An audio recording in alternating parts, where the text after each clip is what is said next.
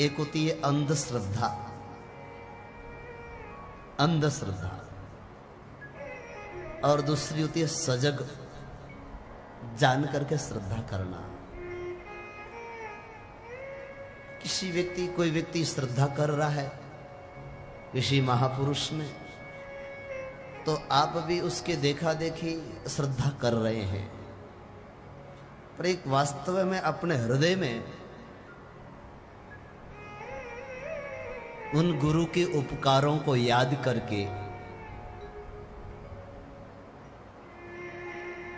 गुरु का जो प्रेम, गुरु की जो करुणा, गुरु की जो दया, ये जो भाव है, इस सब को याद करके व्यक्ति के अंदर से एक श्रद्धा उत्पन्न होती है।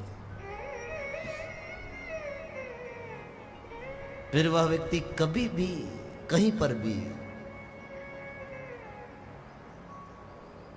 जब हम गुरु तत्व को व्यापक मानते हैं, भगवान के सदृश भगवान ही है, स एव काले नानवच्छेदात् तस्य वाचकः प्रणवः, वही भगवान गुरु के रूप में आए हैं।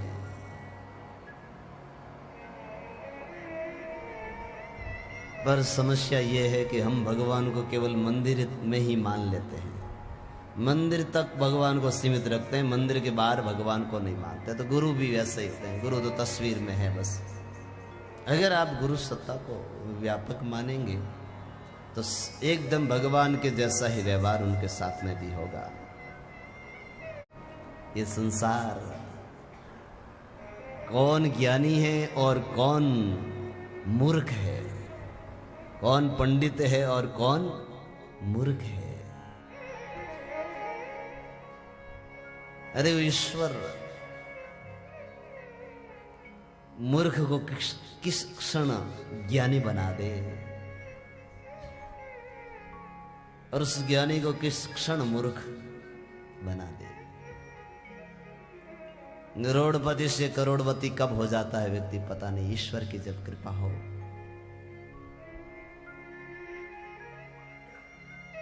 और रोडपति से करोड़पति से कब रोडपति बन जाता है कुछ पता नहीं, कुछ पता नहीं चलता है।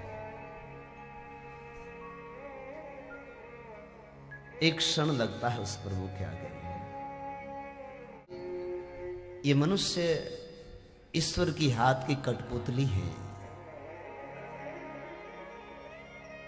जैसे वो खेल रचाता है, हाथ में उसके धागा रहता है और नाचते उधर सामने दिखाई देते हैं। ये मनुष्य भी ऐसा ही है। एक महात्मा राजा के वहां पर पहुंचे तो राजा राज सिंहासन पर बैठे थे। बोले महाराज जी आइए बैठिए बैठिए, भगवान क्या करते हैं, भगवान कौन सा कार्य करते हैं। महात्मा बोले नहीं, चुपचाप रहे। 2-3 बार पूछा तो महात्मा जी ने कहा, राजन तुम ऊपर आसन पर बैठे हो और मैं नीचे बैठा हूं, तो अगर तुम्हें अपने प्रश्नों का उत्तर सुनना है तो नीचे उतरो गद्दी से और चरणों में बैठो, और मुझे ऊपर आसन पर व्यासपीठ पर बैठाओ मुझे। तो महात्मा जी ने कहा ये कैसे हो सकता है। अरे राजा ने कहा ये कैसे हो सकता है, राज सिंहासन पर कैसे बैठा। साथ में उसका पुरोहित जी मंत्री थे कि बोले महाराज अगर आपको अपने प्रश्नों का उत्तर लेना है तो ये करने जा रहा, आप अपना काम करिए। राजा ने सोचा चलो क्या आखिर भगवान क्या करते हैं जानू तो सही मैं भी। तो बैठ गए राजा नीचे और महात्मा को सिंहासन पर बैठाया। फिर दूसरा बोले अभी बताओ महाराज भगवान क्या काम करते हैं। तो बोले राजन देखो तुम्हारे पास मुकुट है ना, ये भी अभिमान का प्रतीक है। जब तक अभिमान रहेगा तब तक प्रश्न नहीं मिलेगा। आध्यात्मिक प्रश्न का हल समाधान जब तक अभिमान रहेगा नहीं रहेगा। इसलिए मुकुट है ये तुम उतार करके मुझे पहना दो। अरे राजा ने कहा मुकुट? मंत्री ने कहा महाराज थोड़ा अगर प्रश्न और उत्तर चाहिए तो काम तो करना पड़ेगा। तो मुकुट जो था वो महात्मा को पहना दिया। बोले अब तीसरा काम करना पड़ेगा राजा, अगर तुम्हारे प्रश्न को। तो बोले जब मैं आया तो मैंने प्रणाम किया, तुम राजा हो, बड़े हो, इसलिए आज तुम भी प्रणाम करो मेरे सामने, फिर तुम्हारे प्रश्न का उत्तर मिलेगा। जैसे ही 3 बार लंबी दंडवत प्रणाम की, बैठ गया। राजा ने कहा अब भगवान क्या करते हैं बताओ महाराज।